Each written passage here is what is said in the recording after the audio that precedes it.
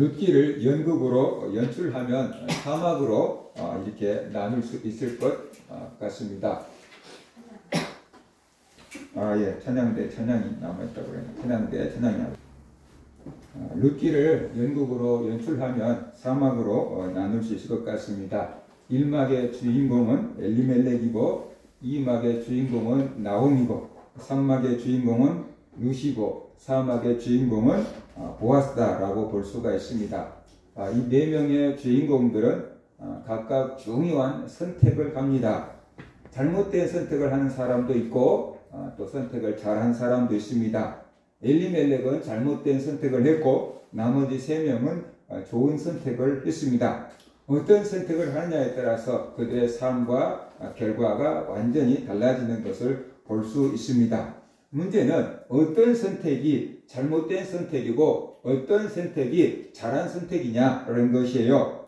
네 명의 주인공들은 어떻게 선택을 했을까요? 우리들도 중요한 선택을 해야 될 때가 많습니다. 그때 어떻게 선택을 해야 할까요?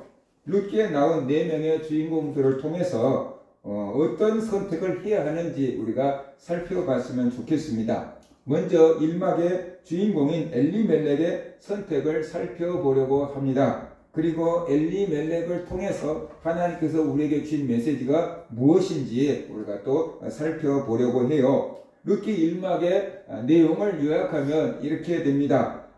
이 유다 베들레헴에 엘리멜렉이라고 하는 사람이 살았습니다. 그런데 베들레헴에 흉년이 들었어요. 농사가 안 돼서 먹고 살기 힘들게 되었어요. 그러자 엘리멜렉은 가족들을 데리고 이방 땅인 모압으로 이사를 갑니다. 굶어 죽지 않기 위해서 또 먹고 살기 위해서 이방 땅 모압으로 이사를 갔어요. 그런데 모압에 가서 잘 먹고 잘 사는 게 아니고 모압에 이사 가서 엘리멜렉이 죽습니다. 엘리멜렉이 죽은 다음에 이 아들들 2명 말론과 기론이 모압 여인들을 만나서 결혼을 해요. 이제 아버지의 죽음을 잊어버리고 행복하게 살 것 같았는데 예기치 않는 불행이 닥칩니다. 엘리멜렉의 2명의 아들들이 다 죽었어요. 모압에 가서 기거한 지 10년쯤이다라고 말하고 있어요. 모압에 이사 가서 산 지 10년쯤에 바로 아들들 2명까지 다 죽고 말았어요.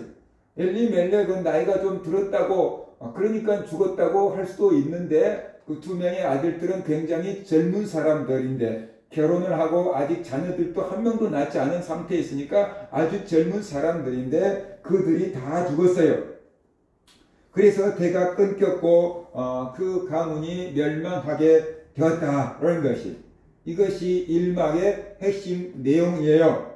자, 그러면 이 룻기가 기록된 시대적 배경은 무엇인가? 1절을 보면은 사사들이 치리하던 때라고 시대적 배경을 말씀을 해주고 있습니다. 사사시대란 이스라엘의 왕이 세워지기 전 그때를 사사시대라고 이렇게 말합니다. 특별히 여호수아가 죽고 온니엘이라는 사사가 등장하고 그 다음에 또 마지막 사사인 사무엘이 죽기까지를 사사시대다라고 이렇게 얘기를 하고 있는데 사사시대 역사를 기록해 놓은 것이 사사기예요. 이 우리가 알고 있는 사사 중에 제일 유명한 사사는 누구일까요? 삼손 정도 하면 그 사람 사사 이 정도로 우리가 알고 있는데 사사들이 여러 명 있는데 그 중에 제일로 많이 알려진 사사가 아마 삼손과 그 다음에 사무엘이지 않을까라는 그런 생각을 해요. 사울이 왕이 되면서 이스라엘의 왕정이 시작되잖아요. 그러니까 사울이 왕이 되면서 사사시대가 끝나게 되는 겁니다. 사사는 이스라엘의 지도자인데 왕은 아니에요. 이스라엘 백성들이 하나님을 버리고 우상을 섬겨요. 그러면 하나님께서 이방 나라들을 불러들여서 이스라엘을 공격하게 하고 정복하게 만들어요. 이방 나라들이 와서 이스라엘을 쳐부수고 수많은 사람들을 죽이고 건물들은 불사르고 좋은 것들은 다 뺏어가고 건강한 사람들은 포로로 끌어가요. 그리고 이스라엘이 농사 지어놓으면 때에 맞게 와갖고 곡식들을 다 뺏어가는 거예요. 그러면 이스라엘 백성들이 너무 힘들잖아요. 그러니까 이제 그때야 하나님을 찾는 거예요. 뭔가 평안할 때는 절대로 하나님을 안 찾고 힘들고 어려운 일을 당하고 압박을 핍박을 당할 때 비로소 하나님을 찾고 기도해요. 왜 그러겠어요? 평상시에는 우상에게 막 기도하는 거예요. 근데 이제 힘들고 어려운 일을 당해서 우상에게 막 기도해 보니까 아무 효과가 없는 거거든. 그러니까 그때야 이제 이거 우상 쓸데없나 보다. 그리고 그때야 이제 하나님을 찾고 막 기도하는 거예요. 그러면 하나님께서 그때 이스라엘 백성들 가운데 한 사람을 딱 택해갖고 사사로 세워요. 그리고 그 사람에게 이방 나라를 물리칠 수 있는 힘, 다시 말해서 전쟁할 수 있는 힘을 줘요. 한 사람이 천명도 이길 수 있는 그런 힘을 하나님께서 슈퍼맨 같은 힘을 줘요. 그리고 네가 나가서 이스라엘 괴롭히는 저 나라를 물리치고 이스라엘 백성들을 구원하라 라고 이렇게 말씀하셔요. 그러면 사사가, 하나님께 부름받은 사사가 믿음을 가지고 나가서 이스라엘을 괴롭히는 나라들, 한 사람이 이스라엘 괴롭히는 나라를 물리쳐요. 슈퍼맨처럼 행동을 해요. 그리고 이방 나라가 이제 전쟁에서 피하고 물러가면 이스라엘은 어떻게 돼요? 평화를 얻게 되는 거죠. 해방을 얻게 되는 거예요. 더 이상 농사 지어도 어떻게 돼요? 착취당하지 않고 빼앗기지 않고 조금 편안하게 살 수 있는 그런 상태가 되는 거예요. 그래서 나라가 안정을 찾게 되면 이 사사는 다시 자기 집으로 자기 옛 직업으로 돌아가요. 그러니까 왕하고 달라요. 왕은 왕궁을 지어놓고 그 왕궁에서 살아요. 그리고 백성들한테 세금을 걷어가지고 그걸로 임금이 생활하고 자기 보호하는 군인들도 막 놓고 이렇게 살아요. 근데 사사는 그렇지 않아요. 이스라엘 나라가 위기에 처했을 때 갑자기 슈퍼맨처럼 등장해서 이스라엘 위기에서 딱 구해내놓고 아무 일이 없었다는 듯이 자기 집에 돌아가서 또 옛날처럼 생활하는 거예요. 그러다가 또 적군이 쳐들어왔다 그러면 가자 그러고 또 자기가 나가고 백성들 앞에 나가서 저들을 물리치고 또 돌아와서 아무 일이 없었던 것처럼 옛날처럼 생활하고 이런 사람이 사사였어요. 이스라엘 백성들을 위해서 하나님께 쓰임받는 사람이 사사였어요. 그러니까 우리말로 한다 그러면 용맹한 장수다라고 보는 게 제일 나을 것 같아요. 전쟁에서 적군을 물리치는 사람이었으니까 장수, 훌륭한 장수다. 근데 월급도 받지 않고 이렇게 하는 장수, 때에 맞게끔 나타났다가 또 사라져주는 그런 장수가 사사였다라고 이렇게 볼 수 있어요.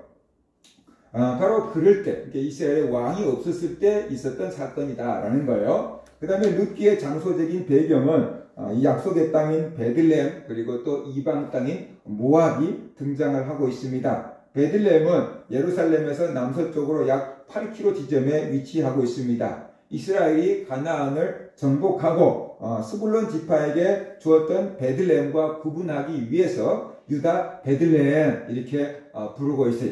우리나라에도 광주가 두 군데 있잖아요. 전라도에 광주가 있고 경기도 광주가 있고 그래서 광주 그러면 어떤 광주인지 서로 다를 수 있으니까 그냥 광주 이렇게 하면 큰 도시는 그냥 광주 이렇게 부를 수 있고 경기도에 있는 것은 경기도 광주 이렇게 불러서 우리가 구분을 지을 수도 있잖아요. 바로 유다 베들레헴이라고 부르고 있습니다. 시편 기자는 그곳을 가리켜서 여호와의 처소 곧 야곱의 전능자의 성막이 있는 곳이다 라고 하기도 했고 메시아에 관한 예언을 하기도 했습니다. 미가 선지자는 메시아의 탄생지를 예언하면서 씨족 이름을 대가지고 베들레헴 에브라다 라고 이렇게 부르기도 했습니다. 그리고 그 미가 선지자의 예언처럼 예수님이 어디에서 태어났어요?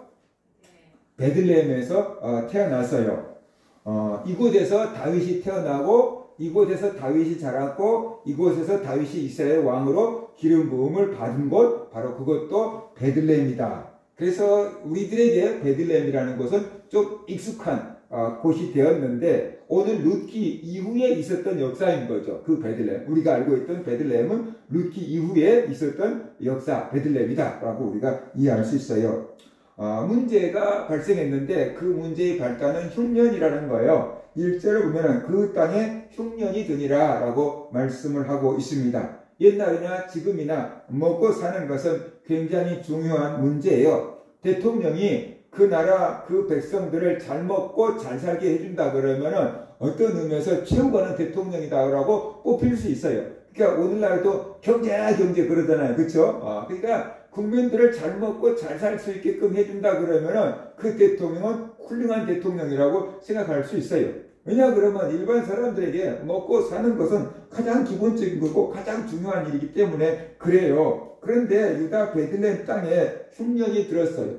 먹고 살기 힘들게 되었어요. 그래서 엘리멜렉은 베들레헴에 계속 남을 것인지 아니면은 흉년이 없는 모압 땅으로 이사를 갈 것인지 선택의 기로에 놓이게 되었습니다. 우리들에게 중요한 것을 선택해야 될 때가 있잖아요.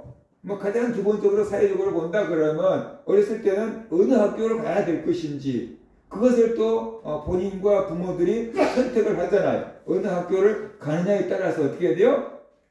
그 사람의 삶이 달라질 수 있으니까 어느 학교를 갈 것인가 그것이 학생들에게는 굉장히 중요한 선택의 기로다라고 볼 수 있어요. 또 우리가 크면은 어느 회사에 취업을 할 것인지 그것이 선택의 기로일 수 있지요. 물론 그냥 오라는 데가 있어야지 가지 그럴 수도 있지만 여러 개를 합격했다고 한다면 그 중에 하나를 선택해야 될 거 아니에요. 그죠? 어느 회사가 좋을까 그것을 우리가 선택을 해야 될 때가 있다는 것입니다. 그 다음에 또 우리가 결혼 정년기가 되면 누구와 결혼할 것인가?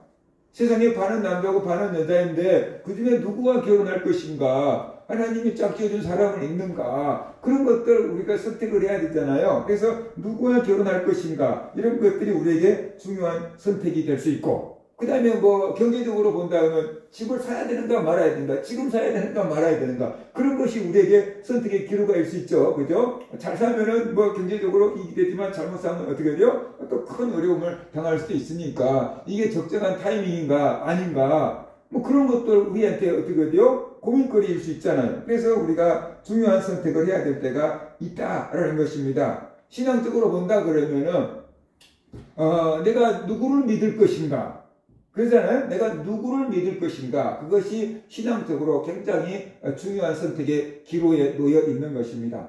동남아 지역을 가보면은 그냥 거의 태어나면서부터 별 고민 없이 불교를 믿게 되는 그런 경우가 굉장히 많은 것 같고 중동 지역을 가서 보면은 그냥 별 생각도 선택의 여지도 없이 그냥 알라를 믿어야 되는 거의 그냥 타고난 것 같은 그런 문화 속에서 살고 있고 공산권에서 태어났다 그러면 종교에 대해서 거의 알지 못하고 접하지 못하고 평생을 살아가야 될 그런 것도 있잖아요.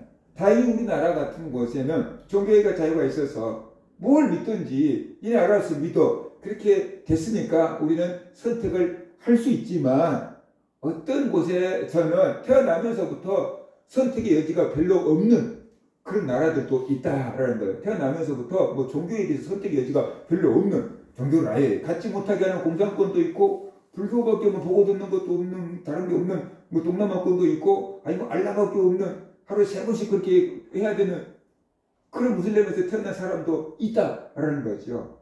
근데 우리나라는 선택의 자유가 있잖아요. 그래서 내가 어떠한 신을 믿을 것인지 어떠한 종교를 가질 것인지 아니면 종교를 가질 것인지 말 것인지 그것도 우리가 선택할 수 있는 거잖아요. 이때 우리는 선택을 잘해야 돼요. 어떻게 하면 선택을 잘할 수 있을까? 모든 사람들이 다 선택을 잘해야지 선택이 중요해 라는 것은 알 수 있어요. 근데 선택을 잘해야지 하는 마음만 갖고 잘할 수 있는 것은 아니다 라는 것이 우리는 자녀들이 전부 다 선택을 잘할 수 있기를 바라요. 근데 부모의 기대와 다를 수 있잖아요. 또 부모의 선택이 항상 옳다는 것도 아니잖아요. 그래서 우리가 선택을 잘하기 위해서는 바른 선택의 기준을 갖고 있어야 된다는 거죠. 그것을 다르게 말하면 바른 가치관을 갖고 있어야 된다는 겁니다. 그럴 때 바른 선택을 할 수 있어요. 그렇지 않으면 가치관이 잘못되어 있으면 어떻게 돼요? 잘못된 선택을 할 수밖에 없는 거예요. 사람은 그 가치관에 따라서 움직이기 때문에 잘못된 가치관을 갖고 있으면 잘못된 선택을 할 수밖에 없어요. 반대로 제대로 된 가치관을 갖고 있다 그러면 제대로 된 선택을 할 수 있게 되는 거다라는 것이. 그래서 우리 기독교인들은 성경적인 선택의 기준을 갖고 있어야만 된다. 그것이 뭔지는 모르겠지만 우리는 성경적인 선택의 기준을 가져야 돼. 그렇게 말할 수가 있고 성경적인 가치관을 가지고 살아야 돼 라고 말할 수 있는 거죠. 그죠? 우리가 성경적인 가치관을 갖고 살아야 돼. 그런 말은 자주 들을 수 있잖아요. 근데 성경적인 가치관이 뭔데? 그렇게 말해보면 이제 좀 쉽지가 않지요. 굉장히 많은 것 같기도 하고 정리가 안 될 때도 굉장히 많이 있어요. 자, 엘리멜렉은 어떤 선택을 했을까요? 엘리멜렉은 흉년이 들지 않은 모압으로 이사를 가기로 결정을 했어요. 베들레헴에 살던 엘리멜렉은 흉년을 피해서 모압으로 이사 가기로 선택했어요. 가족들을 데리고 이방 땅으로 이사를 갔습니다. 왜 엘리멜렉은 가족들을 데리고 모압으로 이사를 갔을까요? 가족들을 먹여 살리기 위해서 그랬습니다. 가장으로서 책임감이 있었을 겁니다. 이 가족들을 먹여 살려야 돼. 굶겨 죽이면 안 돼. 내가 가장이야. 그런 책임감이 있었겠지요. 그래서 베들레헴에 있다가는 우리 가족들 모두 굶어 죽을 것 같다. 어떻게 하든지 가족들을 굶어 죽이지 않아야 돼. 그러려면 흉년이 든 모압으로 이사를 가자. 그것이 가장으로서 엘리멜렉의 선택이었을 것입니다. 오늘날 많은 사람들이 엘리멜렉처럼 이렇게 육체적이고 세상적이고 당장에 급한 것을 따라서 선택을 할 때가 많이 있다는 것이. 그것이 당장에 옳은 것 같이 보이는데 결과적으로 보면은 잘못된 선택이다라는 거예요.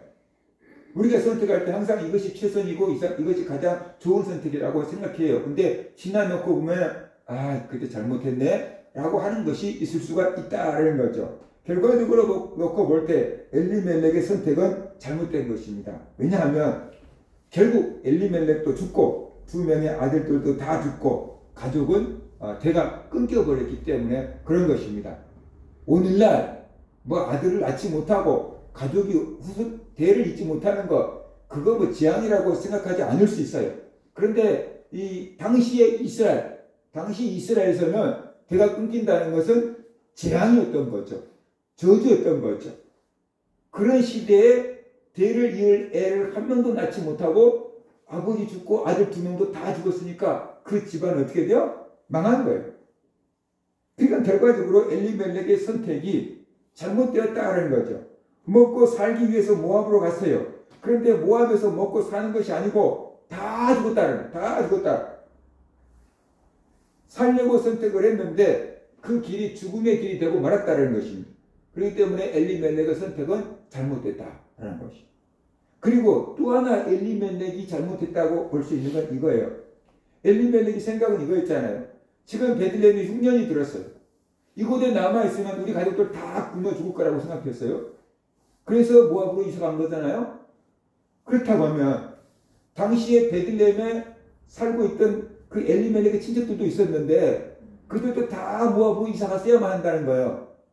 근데 이 장으로 넘어가서 보면은 이 엘리멜렉의 친척들이 그 마을 사람들이 이사 안 가고 계속 베들레헴에 머물러 있었거든요. 그런데 그들 중에서 굶어 죽은 사람이 한 명도 없다라는 거예요. 분명히 베들레헴에 흉년이 들었어요. 그곳에 있다가 굶어 죽을 것 같았어요. 그래서 모압으로 이사를 갔어요. 그건 엘리멜렉의 생각이었어요. 그런데 다른 사람들, 그 베들레헴에 살고 있던 다른 많은 사람들은 엘리멜렉과 같은 선택을 하지 않고 그래도 이 땅에 머무를 거야 하고 머물렀던 거예요. 베들레헴을 떠나지 않았어요. 엘리멜렉이 봤을 때 그들은 다 굶어 죽을 거라고 생각했거든요. 근데 한 명도 굶어 죽지 않고 다 살아 있었고 오히려 살겠다고 도망쳤던 엘리멜렉과 그 아들들만 죽었어요. 전혀 예상치 못한 엘리멜렉의 예상과 완전히 180도 다른 결과가 나왔잖아요. 그것을 놓고 보면은 엘리멜렉이 과민 반응을 보였다는 거죠. 흉년이 들기는 들었는데 죽을 만큼 극심한 흉년은 아닌데 엘리멜렉이 과민 반응을 보였다는 거예요. 왜 과민 반응을 보였을까요? 그만큼 경제에 민감했고 그만큼 먹고 사는 것을 중요하게 생각했기 때문에 과민 반응을 보인 거다라는 것이. 그래서 이런 것들을 놓고 볼 때 엘리멜렉이 잘못된 선택을 했다라는 것이에요. 그래서 엘리멜렉이 잘못된 선택을 하게 된 과정은 뭐냐 그러면 하나님의 약속을 버리고 그 다음에 눈에 보이는 것만 보고 선택했기 때문이다라는 것이에요. 하나님의 약속을 잊어버리고 눈에 보이는 것만 보고 선택을 했기 때문에 잘못된 선택을 하게 된 거다라는 것이. 우리가 이 중요한 선택을 해야 될 때 무엇을 가지고 선택을 합니까? 이게 돈이 얼마나 많이 주는가? 얼마나 사람들이 많이 알아주는가? 뭐 그런 것, 얼마나 편한가? 이런 것들을 가지고 우리가 선택할 때가 얼마나 많이 있냐? 똑같은 회사를 가야 한다면 어디가 연봉이 더 많이 주는가? 그것을 선택하는 거죠. 그죠? 학교를 가야 한다면 어디가 더 명문인가? 그런 것들을 가지고 선택을 하고, 결혼을 해야 된다 그러면은 남자들 같은 경우는 누가 더 이쁜가? 근데 타고난 미인인지 성형 미인인지는 모르지만 아무튼 누가 더 이쁜가? 이걸 선택을 하는 거고, 여자들 같은 경우는 누가 더 돈이 많은가? 이런 것들을 갖고 선택을 할 수 있다는 거죠. 우리가 사람인 이상 이것들을 고려하지 않을 수는 없어요. 목사도 이런 것들을 고려하겠죠. 그죠? 이런 것들을 사람이니까 고려 안 할 수 없어요. 그런데 문제는 이것들만 놓고 보면 문제가 된다는 거죠. 이것들이 전부이냐, 이것들만 갖고 선택을 한다 그러면 나중에 후회할 일이 나타난다라는 것이. 그래서 우리는 이 롯을 봐도 그래요. 창세기 13장 보면은 아브라함과 조카 롯의 가축들이 너무 많아가지고 서로 좋은 풀밭을 차지하려고 아브라함의 종들과 롯의 종들이 싸웠어요. 그러니까 결국에는 종들 싸움은 주인들 싸움이 되잖아요. 애들 싸움은 엄마 싸움 되는 것처럼. 그러니까 아브라함과 조카가 싸울 지경이 된 거예요.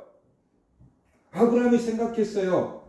내가 삼촌이고 제가 조카인데 삼촌하고 조카가 싸우셔야 되겠냐. 그래가지고 조카를 불러서 얘기하죠. 야, 우리 가족들이 너무 많아가지고 한꺼번에 살 수는 없을 것 같다. 니하고 나하고 삼촌하고 조카 사이인데 싸우고 다툴 수가 없지 않냐. 그러니까 네가 먼저 갈 곳을 선택해라. 네가 좌하면 내가 우하고 네가 우하면 내가 좌할게. 네가 먼저 좋은 곳을 선택해서 가라. 그러면 내가 나머지 다른 쪽으로 갈게. 우리 싸우지 말자. 그러잖아요. 삼촌이 평화를 위해서 조카에게 선택권을 먼저 준 거예요. 양보한 거예요. 그래서 이제 롯이 선택권을 딱 받잖아요. 그때 롯이 어떻게 선택을 했는가? 성경을 보면 롯의 선택 기준을 이렇게 얘기했어요. 이에 롯이 눈을 들어 요단 지역을 바라보니, 요단강 지역을 바라보니 수알까지 온 땅에 물이 넉넉하니 여호와께서 소돔과 고모라를 멸하시기 전이었으므로 여호와의 동산 같고 애굽 땅과 같았더라. 요단 들녘을 바라보니까 너무 좋은 거예요. 저 물도 많고 풀도 많고 가축들 치기에 충분하다라고 생각을 했어요. 그런데 분명히 성경에 뭐라고 얘기하거냐면 여호와께서 소돔과 고모라를 멸하시기 전이었으므로 그러잖아요. 멸망할 곳이었어요. 하나님 보시기에는 저 멸망할 곳이었어요. 근데 하나님의 계획을 롯은 알 수가 없잖아요. 인간적으로 보니까 물이 풍성해, 풀이 풍성해, 양들 치기에는 저것보다 좋은 데가 없어. 그러니까 삼촌 나 저쪽으로 갈게요 하고 요단 들녘을 택해서 가버린 거예요. 그리고 그곳에 가서 양떼를 치다가 보니까 너무 편한 거야. 그냥 양들 칠 일이 없어. 가만히 냅두면 자기들이 다 알아서 먹고 마시고 다 한단 말이죠. 그러니까 뭐 기웃기웃 하다가 보니까 이제 도시가 보이기 시작한 거예요. 그래서 바로 그가 도시는 어떻게 살까 하고 자꾸만 도시로 들어가다가 보니까 소돔이란 도시로 들어갔는데 문화라는 것이 있고 안락하고 편안하고 즐겁단 말이죠. 야, 여기가 좋겠다 하고 결국 들어서 가다가 소돔 땅까지 들어갔는데 소돔은 여호와 보시기에 악하여 큰 죄인이었더라 그랬잖아요. 그래서 결국 하나님께서 소돔과 고모라를 멸망시켰는데 그때 롯이 다 있죠. 가축들 다 있고 종들 다 있고 와이프 잃고 이렇게 겨우 목숨만 건져가지고 두더라고 목숨만 건져서 살아나게 되잖아요. 그것도 아브라함의 기도 때문에 롯이 목숨을 구한 거지요. 그러니까 롯이 생각할 때는 세상 천지에 저 요단 들녘보다 가축을 기르기에 좋은 곳은 없었어요. 눈에 딱 보니까 뭐 선택의 여지가 없는 거예요. 삼촌아 저쪽으로 갈게요. 그냥 가버린 거예요. 그런데 하나님 보실 때는 거기에는 어떻게 돼요? 멸망할 곳이었던 거예요. 멸망할 곳. 근데 멸망할 곳인데 눈으로 보니까 너무 좋아 보여서 거기 갔다가 결국 다 잃고 말았던 것이에요. 반대로 이제 아브라함이 딱 보니까 조카가 요단 들목을 가버렸어요. 그러니까 자기는 반대편으로 갔어요. 보니까 너무 황량한 거예요. 광야예요. 풀도 없어요. 물도 없어요. 저기서 어떻게 양을 치고 살아요? 아브라함이 생각했을지도 몰라요. 내가 잘못 말했지. 그랬을지도 몰라요. 근데 하나님께서 아브라함에게 말씀하시잖아요. 네가 보이는 것을 다 너와 너 후손에게 주리라. 그것이 약속의 땅이었다. 라는 것이. 그래서 우리가 이 롯이나 엘리멜렉처럼 눈에 보이는 것만 보고 선택하면 안 된다. 세상적인 기준만 갖고 선택하면 안 된다. 라는 것이. 그러면 우리는 어떻게 선택을 해야 하는가? 하나님을 가까이 할 수 있는 선택을 해야 돼. 하나님을 가까이 할 수 있는 선택을 해야 된다. 믿음을 지킬 수 있는 선택을 해야 한다. 주의를 지킬 수 있는 선택을 해야 한다. 하나님께 영광을 돌리는 선택을 해야 한다라는 것이에요. 그래서 예수 믿는 배우자를 선택을 해야 하는 것이죠. 적어도 전도를 해가지고 결혼하더라도 예수 믿는 배우자를 선택을 해야 하는 것이, 이런 선택의 원리를 갖고 선택을 할 때 하나님 보시기에 잘한 선택이 된다라는 것이. 근데 우리는 뒤에 멋있게 생겼어요. 돈도 많아요. 직업도 좋아요. 예수를 안 믿어요. 그리고 이제 이 사람을 이제 선택을 하기도 그렇고 놓치기도 너무 아깝고 그러잖아요. 그러니까 전도하면 되지. 예수 믿도록 전도하면 되지. 그래가지고 이제 결혼을 해요. 근데 전도가 되는 수도 있지만 안 되는 경우도 많다라는 거예요. 그러니까 육체적으로는 편안하게 살아요. 그런데 영적으로는 어떻게 돼요? 아주 힘든 삶을 살 수가 있게 된다라는 거예요. 또 반대로 이 사람이 직업도 별로 없어요. 돈도 없어요. 생긴 것도 뭐 볼품도 없이 생겼어요. 근데 예수를 잘 믿어요. 신앙생활 잘 해요. 그 사람 결혼하겠습니까? 그 사람 사회 삼겠습니까? 목사라고 해도 생각 좀 해보자. 그럴 것 같죠? 그죠? 그러니까 우리의 선택 기준이 이렇다는 거예요. 하나님 보시기에 바른 선택을 해야지 라고 말하지만 막상 딱 현실이 되면은 우리가 그렇게 선택하는 것이 쉽지가 않다라는 것이에요. 그래서 우리가 세상적으로 볼 수 있는 것도 있잖아요. 그 사람이니까 안 볼 수 없어요. 그거 봐야 돼요. 근데 또 우리는 믿음의 사람이잖아요. 믿음의 영적인 차원도 안 볼 수 없어요. 봐야 돼요. 그러니까 우리가 좀 선택을 하려고 한다면은 세상적인 것 다 올려놓고 믿음의 것 다 올려놓고 그 다음에 플러스 마이너스를 계산을 해서 선택을 해보는 게 그나마 좀 나은 선택이다 할 수 있어요. 진짜로 하나님이 원하시는 선택은 이 사람 돈 없고 직업 없고 못생겼어도 믿음 좋은 사람 선택하는 것을 하나님은 기뻐하실 거예요. 그런데 그렇게 살다가 보면 육체적인 고난이 많아요. 영적으로는 행복하고 편안할 수 있겠지만 육체적으로 고난이 많아요. 그럴 수 있죠. 그죠? 그러니까 우리가 그냥 이상적으로는 하나님 보시기에 바른 선택을 해야 돼 라고 할 수 있지만 막상 현실을 딱 갖다 놓고 보면은 또 마냥 그렇게 선택하는 것만도 사실 쉽지는 않은 거다. 그것이 현실인 거잖아요. 그죠? 주의를 지킬 수 있는 직업을 잡아라. 그렇지만 오라는 것도 없고 취업하기도 힘들어 죽겠는데 주의를 지키냐 안 지키냐 다 물어보고 주의를 안 지킨다 그러면 그만두고 이게 실업자로 놀고 있는다는 것도 그렇잖아요. 그죠? 그렇다고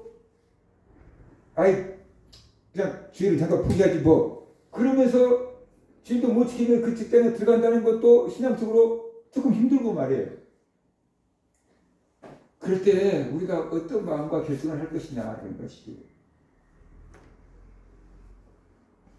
주의를 지킬 수 있는, 믿음을 지킬 수 있는 그런 환경과 여건을 위해서 우리가 노력해야 돼요.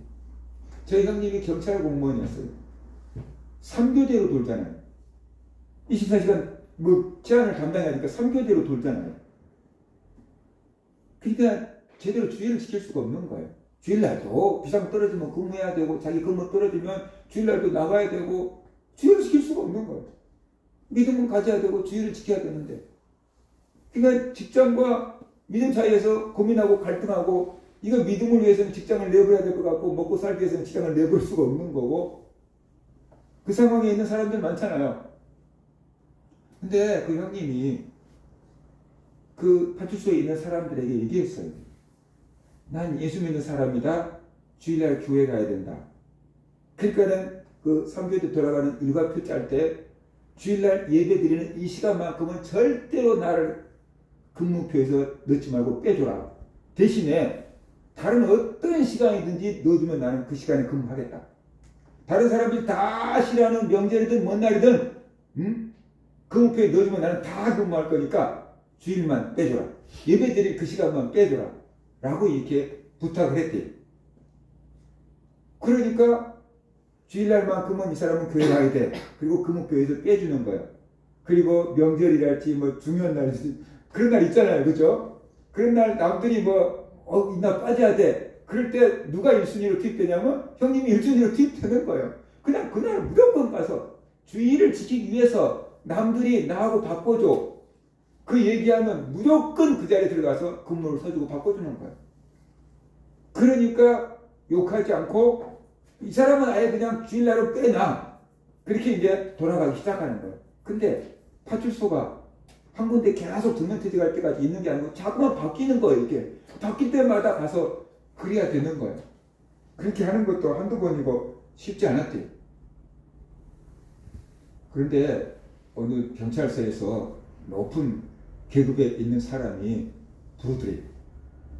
그래가지고 갔더니 너 교회 다닌다며, 너 그렇게 해서 이렇게 해서 주의를 지킨다며, 그러면서 그 대장이 불러놓고 나도 교회를 다닌다.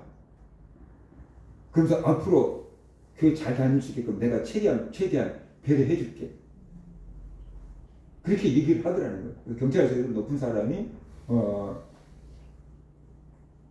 그 사람이 사법고시까지 합격을 했는데 검사가 되고 판사가 되고 변호사가 될 수 있는 사람인데 자기가 경찰 보고마를 해서 경찰로 자원했다 그러더래요. 경찰 보고마를 해서 내가 검사, 판사, 변호사 안 하고 그 시험에 합격한 사람들은 경찰 그냥 간부로 이렇게 들어오는 케이스가 있으니까 그래서 자기가 여기 왔다고 그러면서 신뢰를 조직해서 이 경찰들 중에서 예수 믿는 사람들 좀 더 주의를 지킬 수 있는 그런 환경을 만들어 보자. 그렇게 해서 조직을 하니까 그 경찰들 중에서 예수 믿는 사람들이 좀 더 편안하게 신앙생활할 수 있는 그 제도가 이렇게 만들어져 버리더라는 거예요. 문화가 만들어져 버리더라는 거예요. 그러니까 우리가 당장에 주의를 지키지 못하더라도 주의를 지킬 수 없는 직장에 매였을지라도 내가 주의를 지켜야겠다는 그런 믿음과 간절한 기도와 그리고 발버둥을 칠 때 하나님께서 길을 열어주신다는 거예요. 어쩔 수 없는 것이니까. 그리고 포기해버릴 것이 아니고 우리가 더 간절하게 기도하고 애쓰고 노력하고 그러면은 주의를 지킬 수 있는 그런 은혜를 허락해 주신다라는 것이. 그래서 우리가 그런 선택을 해야 돼요. 엘리멜렉의 아들들은 아버지가 돌아가시고 그 뒤에 2명의 모압 여인들과 결혼을 했어요. 원래 이스라엘 백성들과 결혼하지 이방인들과 결혼하지 않잖아요. 그런데 모압 여인들과 결혼을 했어요. 왜 이들이 모압 여인들과 결혼을 했을까요? 아버지 믿음을 보고 배운 거예요. 아버지가 그 믿음이 그냥 왔다 갔다 그래.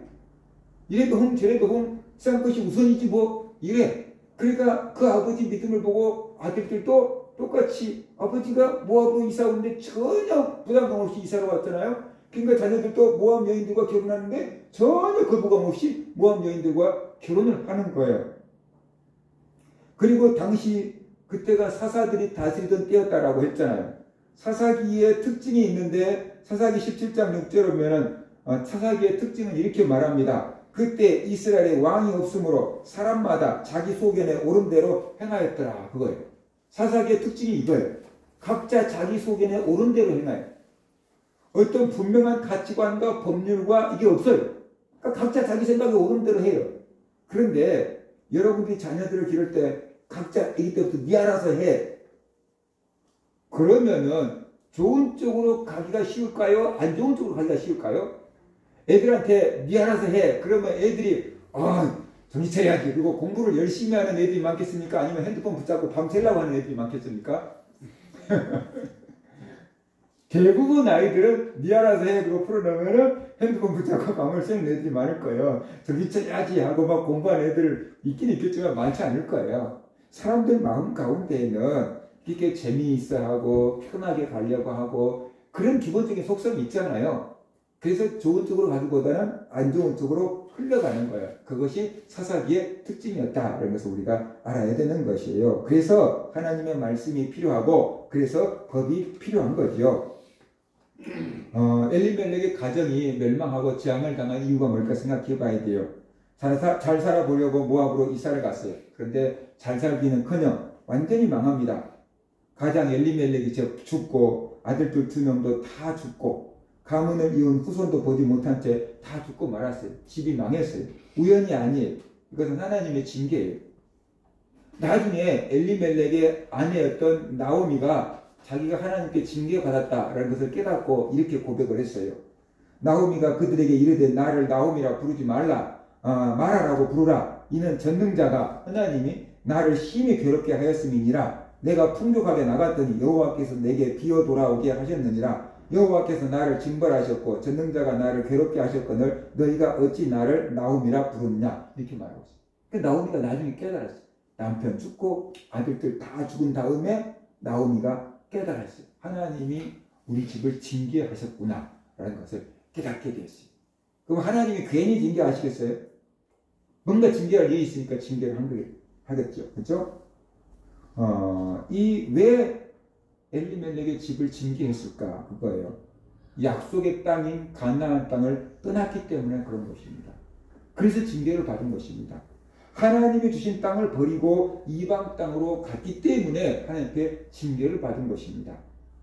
오늘날 내가 뭐 이사 갔다고 그거 잘못이야? 그렇게 생각할 게 아니에요. 당시에는. 왜 베들레헴을 떠나는 것이 잘못인가? 왜 베들레헴을 떠났다고 징계를 하시는가? 베들레헴은 약속의 땅이에요. 하나님이 아브라함 때부터 주신 약속의 땅. 하나님이 함께하는 땅이에요. 그런데 모압은 이방 땅이에요. 모압은 이방 땅. 세상을 상징한 거예요. 그러니까 베들레헴을 떠나서 모압으로 이사를 갔다는 것은 하나님을 버리고 모압 신에게로 갔다. 그런 뜻으로 이해가 되는 거예요. 하나님을 버리고 모압 사람들이 섬기는 그 신에게로 갔다는 뜻으로 이해가 되는 거예요. 당시 문화로는 그렇게 되는 거예요. 이게. 그러니까 하나님 보시기에 제일로 싫어한 우상숭배로 넘어가 버린 거죠. 하나님을 버리고 모압 신에게로 넘어가 버린 거예요. 이게. 근데 그 이유가 먹고 살기 위해서. 경제적인 것 때문에 하나님을 버리고 모압 신에게로 가버린 거예요. 그만큼 약속의 땅에 대한 믿음이 약했던 거죠. 이곳은 하나님이 함께하는 곳이다. 이곳은 젖과 꿀이 흐르는 땅이다. 하나님께서 이 땅에 복을 주셨다. 그리고 그곳에 머물렀어야 되는데 그 약속의 땅에 대한 믿음이 약했어요. 그러니까 눈에 보기에는 저기가 더 좋은 것 같은데 뭐 진짜 저기가 젖과 꿀이 흐르는 것 같은데 뭐 그리고 가버린 거예요. 가버린 거예요. 엘리멜렉처럼 힘들다고 교회를 떠난 사람들도 있습니다. 세상에 주는 달콤함에 빠져서 믿음을 버리고 세상으로 가는 성도들도 있습니다. 그만큼 천국에 대한 소망이 약하기 때문에 그런 것입니다. 그러나 세상에 주는 그 쾌락과 즐거움은 진짜 즐거움과 평안이 아닌 것이지요. 하나님을 버리고 세상으로 나가면은 더 자유로울 것 같고 더 행복할 것 같지만 그것은 참된 자유가 아니고 마귀의 종로를 타고 죄의 종로를 타고 있는 것입니다. 그러니까 그런 생각은 잘못된 생각이고 그런 잘못된 생각에 속으면 안 되는 것입니다. 그러면은 엘리멜렉처럼 될 수가 있다는 것입니다. 하나님은 이 엘리멜렉의 선택과 결과를 통해서 우리에게 무엇을 말씀하고 계실까요? 하나님을 떠나면 죽는다. 그런 것입니다. 하나님을 떠나면 죽는다. 왜 하나님을 떠나면 죽습니까? 하나님이 창조주잖아요. 하나님이 생명의 근원이잖아요. 하나님이 생명의 복의 근원이잖아요. 그런데 그 하나님을 떠나면 어떻게 돼요? 당연히 죽는 거죠. 당연히 죽는 거죠. 근데 사람들은 생각해요. 아, 하나님 떠나도 당장에 안 죽더라. 저 옆에 사람 보니까 하나님 떠나도 당장에 잘만 살던데. 근데 엘리멜렉은 모압으로 이사 가서 금방 죽은 것 같아요. 근데 엘리멜렉의 두 아들들은 언제쯤 죽었어요? 모압으로 이사 간 지 10년쯤에 죽었어요. 근데 나이로 보면 아주 젊어요. 근데 10년쯤에 죽었어요. 근데 사람들이 봤을 때는 베들레헴 떠나도 잘 사네? 안 죽고 잘 사네? 망할 줄 알았더니 잘 사네? 그렇게 얘기했을 수 있을 거예요. 10년 안에는. 근데 딱 죽고 나니까 진짜 망하는구나. 그렇게 생각할 수 있었겠죠. 그죠? 하나님이 돌이키라고 회개하라고 기다려주시는 건데 사람들은 하나님이 기다려준다는 걸 몰라요. 하나님 떠나도 안 죽네? 하나님 떠나도 잘 사네? 이미 영혼은 죽은 거예요. 죽어가고 있는 거예요. 비록 흉년이 올지라도 하나님이 주신 약속의 땅에 머물러야 하는 것입니다. 어려움이 닥칠지라도 하나님 안에 붙어 있어야 합니다. 그러면 죽을 것 같지만 죽지 않습니다. 하나님께 붙어 있으면 죽을 것 같은데 죽지 않아요. 반대로 하나님을 떠나야 살 것 같은데 떠나면 죽습니다. 예수님이 마가복음 8장 35절에 누구든지 자기 목숨을 구원하고자 하면 잃을 것이요 누구든지 나와 복음을 위하여 자기 목숨을 잃으면 구원하리라. 이렇게 말씀하셨어요. 그러니까 사람들의 생각과 하나님의 생각은 달라요. 사람들의 생각은 하나님을 떠나 세상으로 가면 살 것 같은데 하나님은 그러면 죽는다? 라는 것이. 하나님께 붙어있으면 흉년이 들었는데도 베들레헴에 남아있으면 죽을 것 같은데 근데 하나님은 여기 남아있어야 산다. 근데 베들레헴에 남아있는 사람들 한 명도 안 굶어 죽었다 그랬잖아요. 하나님께 붙어있어야 사는 거. 붙어있어야 사는 거. 하나님께 붙어있으면 살지만 하나님을 떠나면 죽는다라는 것을 우리는 엘리멜렉과 그 가정을 통해서 배워야 하는 것입니다. 모압으로 가고 세상으로 가면 살 것 같지만 그것은 스스로 속고 있는 거다라는 것이 사람의 눈으로 볼 때 모압으로 가면 이렇게 살 것 같고 행복할 것 같아요. 그래서 사람들이 자꾸만 모압을 동경하고 모압으로 나가는 거예요. 근데 하나님께서 어떻게 돼요? 거기는 멸망을 보시다. 하나님 보시기에 거기는 망하는 것이다. 가면 안 된다라고 경고하고 계시는 거다라는 것을 우리가 알아야 되는 겁니다. 하나님을 떠나면 망합니다. 예수님을 떠나면 영원히 죽습니다. 절대로 예수님을 떠나지 말아야 합니다. 예수님께 끝까지 붙어 있어야 됩니다. 그래서 예수님이 이렇게 말씀하셨어요. 나는 포도나무여 너희는 가지라. 그가 내 안에 내가 그 안에 거하면 사람이 열매를 많이 맺나니 나를 떠나서는 너희가 아무것도 할 수 없습니다. 예수를 떠나서는 아무것도 할 수 없다. 예수를 떠났는데 돈도 잘 벌고 사업도 잘하고 공부도 잘하고 막 명성도 없고 좋던데요. 그런 게 아니고 예수를 떠나면은 영적으로 아무 유익이 없다는 것이. 아무리 많은 돈을 벌어본들 아무리 많은 명예를 얻어본들 예수 떠난 것은 다 헛된 것이다. 물거품이다. 영원한 것이 아니다. 그 얘기를 하고 있는 것이죠. 베들레헴이란 이름의 뜻이 뭐냐 그러면 빵집이라는 거예요. 우리나라 사람들은 떡집 이렇게 성경은 얘기를 하죠. 근데 이스라엘 사람들은 떡을 안 먹어요. 동양 사람들만 떡을 먹어요. 중국, 한국, 일본. 동양 사람들만 떡을 먹어요. 다른 사람들은 떡 안 먹어요. 그들은 빵을 먹어요. 빵. 우리말로 하면 소뚜껑 같은 데다가 그냥 빵을 이렇게 해갖고 조금 태워갖고 이렇게 먹는 그런 빵을 먹어요. 그러니까 베들레헴이라는 것은 빵집이다라는 뜻이에요. 그러면 왜 빵집이라고 했을까요? 거기가 농사가 잘 되기 때문에. 곡식이 잘 되기 때문에 곡식이 풍성한 거예요. 그래서 그걸로 빵을 구워서 파는 거예요. 그러니까 다른 데는 다 곡식이 없어서 빵을 구울 게 없어. 그런데 베들레헴만큼은 빵이 남아있어. 양식이 남아있어. 농사가 잘 되니까. 그래서 그곳을 빵집이라고 한 거야. 그러니까 다른 곳은 흉년이 들어서 먹을 게 없어도 베들레헴만큼은 양식이 있는 곳. 그것이 베들레헴이에요. 그래서 빵집이라고 부른 거예요. 그런데 그렇게 풍요로운 땅 베들레헴에 흉년이 들어버렸다. 빵집에 흉년이 들어서 빵이 없어요. 이게 문제인 거죠. 예수 믿으면 모든 것이 잘 될 거라고 생각해요. 하나님께 헌신하고 봉사하고 충성하면 복을 받을 거라고 생각해요. 일반적으로 이게 맞아요. 그런데 어떤 때는 예수를 믿어도 안 풀릴 때가 있어요. 헌신하고 봉사하고 충성하고 기도해도 안 될 때가 있어요. 사업이 망하고 몸이 병들고 자녀들이 속썩이고 가정의 위기가 올 수도 있어요. 분명히 예수 잘 믿었는데 열심히 헌신 봉사했는데 당연히 복을 받아야 되는데 복은 고사하고 이상한 일이 악작 일이 꼬일 수 있어요. 이럴 때 어떤 생각을 하느냐라는 것이. 이럴 때 우리가 어떤 생각을 하느냐라는 것이. 그것이 굉장히 중요해요. 예수를 믿어봤자 소용없구나. 그렇게 생각할 수도 있죠.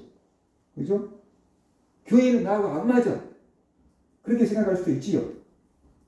그래서 에이 모르겠다.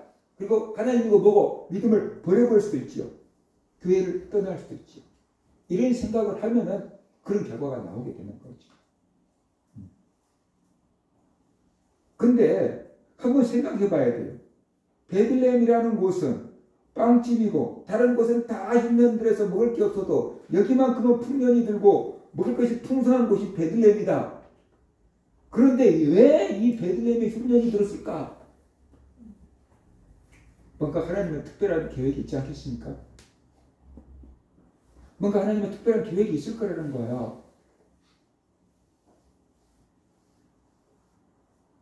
그걸 모르니까 사람들이 하나님도 없는 것이요, 봉사해봤자 소용없는 것이요, 기도해봤자 소용없어, 교회는 나하고 안 맞아, 그렇게 떠나가는 거예요. 베들레헴에 흉년이 들었어요. 그게 분명히 뭔가 하나님의 뜻이 있을 거예요. 그런데 그 뜻은 그 흉년이 다 지나가야지 깨달아져요. 그 문제가 풀리지 않는 동안에는 그 하나님의 뜻이 뭔지 몰라요. 그러니까 사람들이 고민하고 갈등하는 거예요. 야, 니 지금 힘들지? 그런데 내가 이런 복을 주려고 너 힘들게 하는 거야. 너 서울대학교 들어가게 하려고 지금 재수하게 만드는 거야. 하나님께서 이렇게 말씀하신다면 어떻게 돼요? 재수할 때도 할렐루야, 이거는 들어갈 거야. 얼마나 좋아하겠어요? 그런데 그 약속이 없다라는 거예요. 그냥 재수해야 돼. 그러면 어떻게 돼요? 이게 합격을 할 건지 떨어질 건지 얼마나 고민이 충만하겠어요. 그죠? 근데 하나님은 고민하지 말고 기도해. 그거예요. 고민하지 말고 하나님 의지해. 네 믿음을 보여. 그거예요.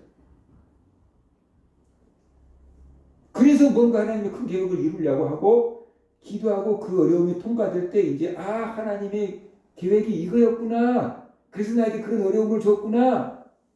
라는 것을 깨닫게 되는 거예요. 그때야 하나님께 감사하고 그때 고난당할 때 좀 더 헌신하고 봉사하고 충성하고 믿음 지킬 걸 괜히 그냥 빈둥거렸네 라고 후회하게 되는 거예요.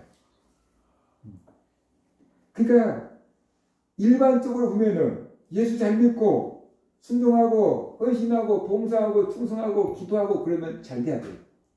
그 일반적으로 잘 돼야 되는 거예요. 왜? 하나님이 복을 주시는 분인데 하나님도 잘 보였으면 당연히 복을 받겠죠.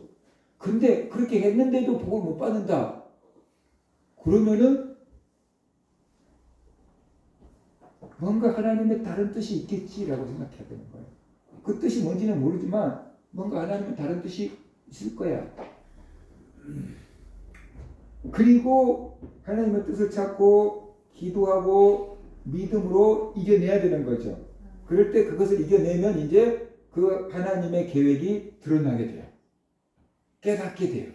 그때서 감사하게 되면서 모든 것이 다 하나님의 예정이었구나. 그러면서 예정을 말하게 되는 거예요. 그러니까 예정이라는 것은 저 사람하고 나하고 결혼할 거 예정돼 있다. 앞날 나 이렇게 뭐가 되게끔 예정돼 있다. 이게 예언이 아니고 그 예정론이 아니고 뒤를 돌아보니까 하나님이 다 예정해놨네. 그래서 내가 지금 이렇게 됐구나. 예수 믿게 됐구나. 그런 고백으로 예정론이 나오게 된 거죠. 하나님 나를 택해놨었구나. 그래서 내가 이 길을 걸어오게 된 거구나. 뒤를 돌아보니까 내 마음대로 걸어온 줄 알았는데 그게 아니고 하나님이 예정해 놓으신 것이 있었네. 그게 믿음의 고백으로 예정이 나오게 된 거다. 그런 것을 우리가 알아야 되는 거죠. 그래서 우리가 뭔가 열심히 하고 부지런히 하는데도 하는 일마다 안 되고 그럴 때 보통 사람들이 그런 생각을 하는 거예요. 예수 믿어봤자 소용없네. 헌신해봤자 소용없네. 기도해봤자 소용없네. 교회는 나하고 안 맞네. 그런 생각을 하는 거예요. 그래서 하나님을 버리고 신앙을 버리고 교회를 떠나는 것입니다. 이것은 잘못된 생각이고 이 생각이 잘못되면 선택을 잘못하게 하는 거예요. 잘못된 선택을 하게 되는 거예요. 절대 그러면 안 된다. 그런 것이. 흉년이 들어도 약속의 땅에 남아 있어야만 한다. 그런 것이. 하는 일이 안 돼도 예수님을 떠나면 안 된다. 그런 것이. 하나님을 믿고 참고 견뎌라. 그런 것이. 믿음을 보이라는 것이. 그럴 때 하나님께서 생명의 복을 주신다. 그런 것이. 그래서 오늘 말씀을 통해서 두 가지를 살펴보겠다 그랬잖아요. 엘리멜렉이 어떻게 선택을 했는가? 우리는 어떻게 선택을 해야 되는가? 하나님은 엘리멜렉을 통해서 우리에게 무엇을 말씀하시는가? 그걸 살펴보겠다 그랬잖아요.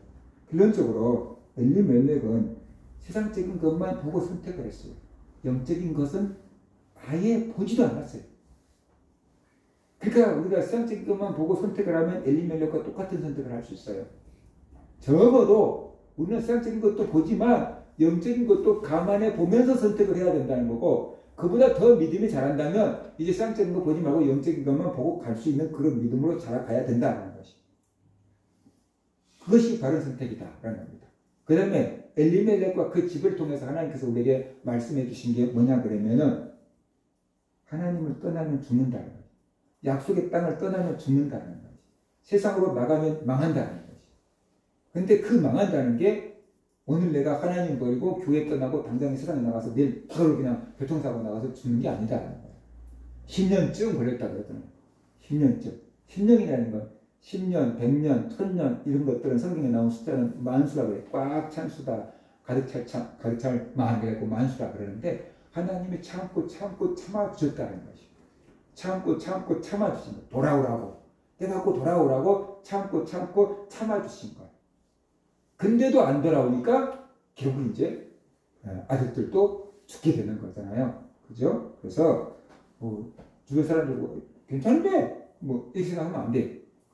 그냥 괜찮은 것 같은데 하나님이 지금 머리 위에 징계를 쌓고 있는 것일 수 있어요. 그래서 하나님을 떠나면 우리 영혼이 죽는다.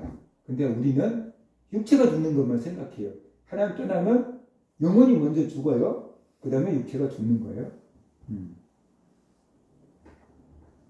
하나님 떠나면 죽는다. 어떠한 일이 있을지라도 하나님께 붙어 있어야 된다. 그것을 우리에게 말씀하시는 거예요. 그래서 우리가 하나님 떠나면 죽어. 살려면 하나님께 붙어 있어야 돼.